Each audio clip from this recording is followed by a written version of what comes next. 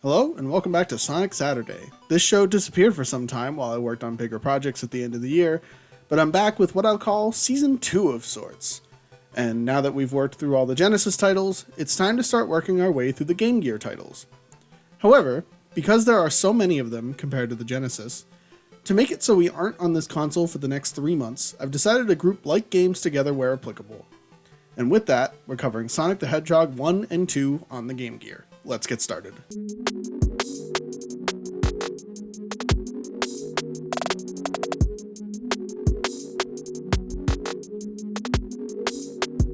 I was pleasantly surprised here.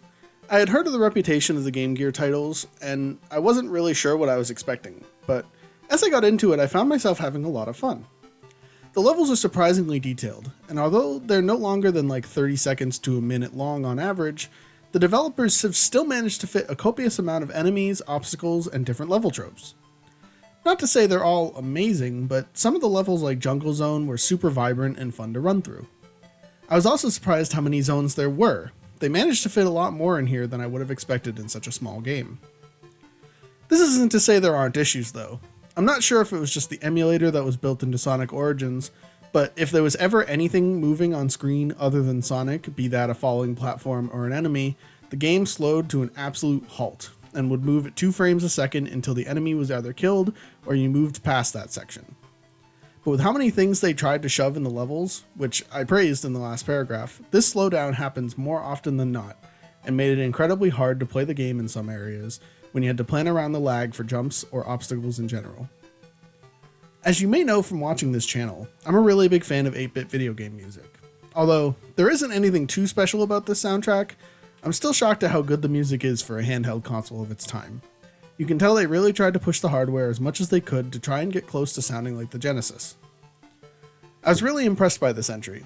It was a fantastic translation of the 16-bit game and would be perfect for someone who wasn't able to upgrade their Master System as a kid, but still wanted to play Sonic and be a part of the conversation. I do, however, wish I could say the same for the next game.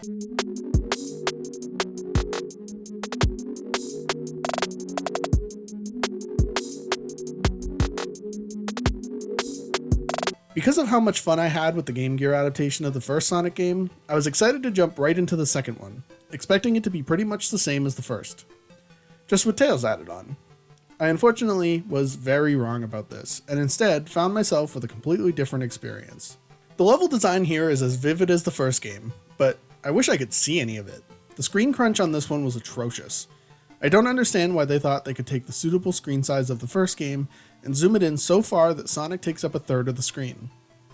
It makes it so hard to see anything, and mixed with the super slippery controls, this game is nearly impossible to move forward on easily. I was constantly slipping and sliding around the levels and falling off platforms like no one's business. I will praise that they tried to bring the Genesis assets over to the Game Gear, but the amount of things they had to compromise in order to do so, and I wish they had just gone with the style of Sonic 1 instead. Beyond the controls and screen crunch, there's really not much else to say about this game. It's just a worse version of the Genesis classic, and I suggest you just play that one instead. I wish I had more to say, but I think I've covered all of the biggest things I had.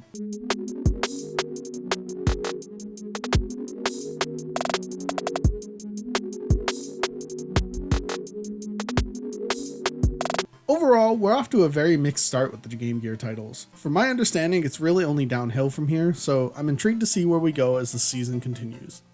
What did you think of Sonic 1 and 2 Game Gear?